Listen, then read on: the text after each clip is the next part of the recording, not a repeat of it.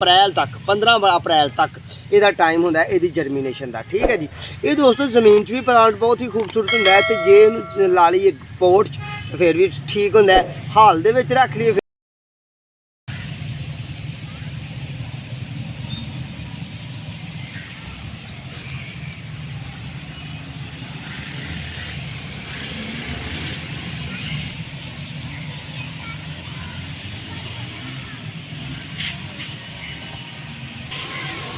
औज़ुबिल्लाहिमिनश्शैतानिर्रजीम बिस्मिल्लाहिर्रहमानिर्रहीम अस्सलामु अलैकुम वरहमतुल्लाहि वबरकातुहू। शहराज गार्डनिंग आइडिया खुश आमदीद। वेलकम करने जनाब तुहानू अपने गार्डन अपने कम से। उम्मीद करने सारे दोस्त ठीक ठाक होंगे, सारे राजी खुश होंगे। असी तुहाडे सामने अलहमदुलिल्लाह अल्लाह के करम नाल मालिक सोने दी रहमतां नाल असी राजी हाँ, खुश हाँ, ठीक ठाक हाँ, सोहने मामला ठीक गुजर रहे हैं। उम्मीद कर रहे हैं कि तुसीं भी ठीक ठाक होवोगे।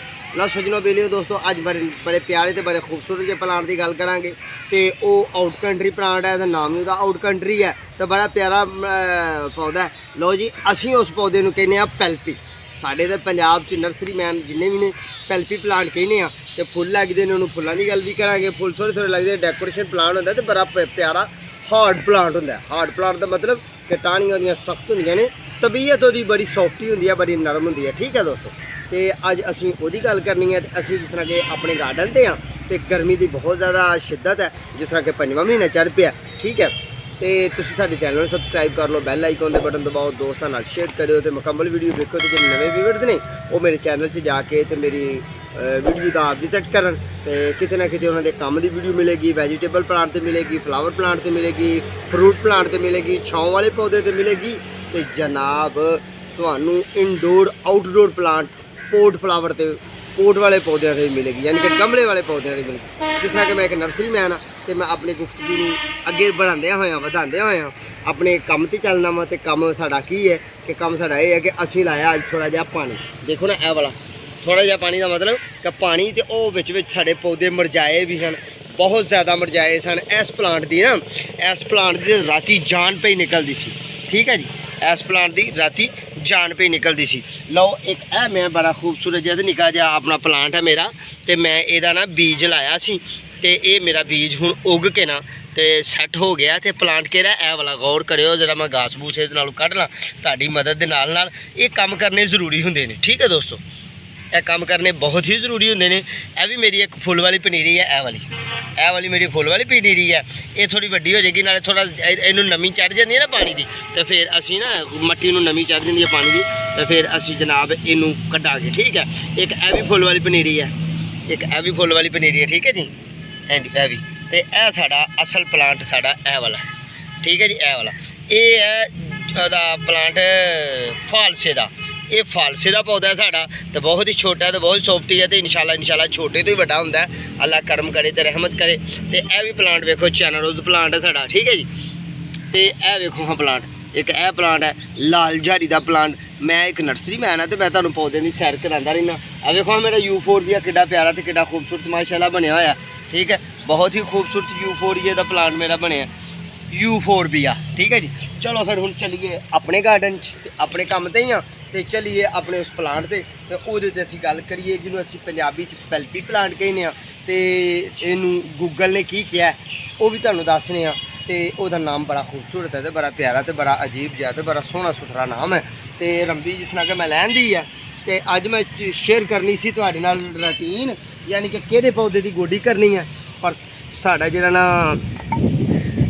कैमरामैन उन्हें जाना मदरसे, तो नवीं सूबर वाला आगाज़ हो गया, जो कह रहा बाबा जल्दी जल्दी वीडियो किसी पौधे की जी मालूमात नहीं दी वो दे दो, तो गोडी तुसीं करो, तो गोडी की रूटीन कल करांगे। यानी कि गोडी भी असीं कर रहे हैं माशाल्लाह। इधर नूं मारो जी कैमरा, सफाई सुथराई की है असीं, इधर नूं मारो जी, यह सफाई सुथराई की है, इन्ने एरिए की की है, बाकी माशाल्लाह परली साइड से अलहमदुलिल्लाह करने वाली है। ठीक है जी, आओ फिर मेरे करीब, मेरे लागे लागे आ जाओ। माशाल्लाह माशाल्लाह। लो जी, यह पानी के विचों लगा मैं प्लांट कढ़न, तो फिर इनू इत्थे रख लवांगे असीं। बिस्मिल्लाहिर्रहमानिर्रहीम। यह साडा प्लांट है, यह वाला साडा प्लांट है जी। ठीक है,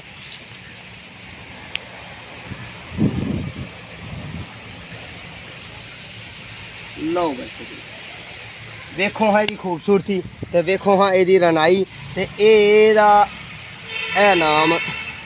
ठीक है जी, ए पत्ता इधर टुट गया, तो वेखो हाँ ये पत्ते कैसे ने, कितने खूबसूरत ने। इन्हू दोस्तों अज तो पिछले साल मैं इन्हू कटिया, इन्होंने दिनों च कटिया।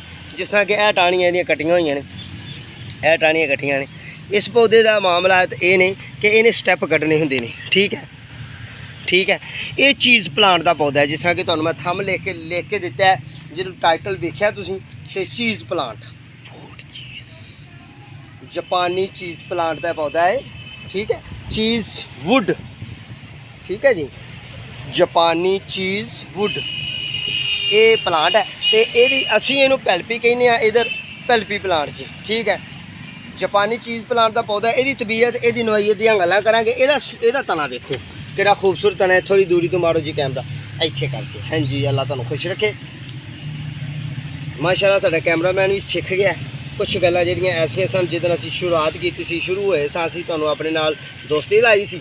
उस दिन तो लैके हुण तक साढ़े कैमरामैन ने बहुत कुछ सीखा, मैं भी बहुत कुछ सीखा कि जिथे रख के कैमरा मारना चाहिए, जिथे रख के पौधे का हुसन विखाना चाहिए, विखाने की कोशिश करी है। देखो पौधे का मुढ़, जिस तरह कि यह पौधे का मुढ़ है, ठीक है। यह असल मेन तना है। इत्थों आके तो इन्हें शाखा कड्ढियां ने, तो इत्थे आके अपना वखरा स्टैप 6-7 पंछियों का कढ़िया। ये हुसन है, ये जमाल है, ये इनू कुदरत ने रनाइयां बख्शियां ने। तो यह थोड़ा टेढ़ापन से मैं उस साइड तो तराशिया कि आने वाले वक्त ये गोल बने। तो जो ही ये गोल बनया, जो ही यदा हुसन इस तरह सोहना बनया, तो मैं तुहानूं ये प्लांट विखाना शुरू कर दिता है। दोस्तों ये हाल लाइन का पौधा है, बड़ा खूबसूरत एवरी ग्रीन प्लांट होंदा है। यानी कि ये सर्दियों भी फुल खजान जो पौधों से आई होंगी, उदों भी ये खजान नहीं होंगी, ठीक है जी। तो यदी पुंगर फोड़ जी होंगी है ना, जिन्हों पुंगर असीं कहने आ, फोट कहने आ, ये पत्ते कड्ढने, जर्मीशन लैनी, इन्हें खुशहाली वालों जो जाना है, वो बेहतरीन दिन ये जोड़े होंगे ने 15 फरवरी तो लैके 15 मार्च तक, अप्रैल तक, 15 अप्रैल तक यदा टाइम होंदा है यदी जर्मीनेशन का, ठीक है जी। ये दोस्तों जमीन भी प्लांट बहुत ही खूबसूरत होंदा है। तो जे ला लीए पोट फिर भी ठीक होंदा है, हाल दे विच रख लीए फिर भी ठीक होंदा है। उत्थे एक हाल दे विच रखिए जिथे इनू बहुत ज़्यादा हनेरा यानी कि सूरज नाले का वास्ता ख़त्म ना हो जाए, सूरज नाल तलक इहदा टुट ना जाए, क्योंकि जो सूरज नाले का तलक टुट जाना है तो कुदरती मामलात ये ख़त्म हो जाने। जी ग्रीनरी है पत्तियां की, जी हार्डपन है, सॉफ्टीपन है, ये ख़त्म हो जाना है। दोस्तों ये पत्तियां दे विचों दुध क्या निकलता है, दुध निकलता है। तो हुण मैं जो तर्जमा किया, उन्हें क्या जापानी पनीर की लकड़ी का पौधा, जापानी पनीर की लकड़ी का पौधा। तो उंज एदा नाम जो असी पैल्पी लेने आ, तो जो गैर मुल्की लोगों ने नाम लिया या बहुते पढ़े लिखे लोगों ने पौधे का नाम लिया, उन्होंने क्या जापानी चीज़ वुड, ठीक है जी। तो इस पौधे की जो जर्मीनेशन की गल करिए तो दोस्तों अगस्त के दिनों के तुहानूं बेहतरीन टिप्स देना, बेहतरीन तुहानूं तुहाडे घर लगा होया। तो यदी हालत के मतलब गल करने कि यदा इंतजार नहीं करना कि इन्हूं फुल लगन के, फुल मेहमान ये होंगे नहीं, तो बहुत ही कम फुल लगते हैं। मौसम बहार च फुल लगते हैं इनू, तो मौसम बहार तो बाद फिर मौसम बरसात जाके थोड़े जे फुल लगते हैं। यानी कि मैक्सीमम मौसम बहार के जो फुल लगते हैं वो 1 महीना लगते हैं, तो जो मौसम बरसात फुल लगते हैं फुल भरे दिन वो ज़्यादा से ज़्यादा 40 दिन फुल लगते हैं।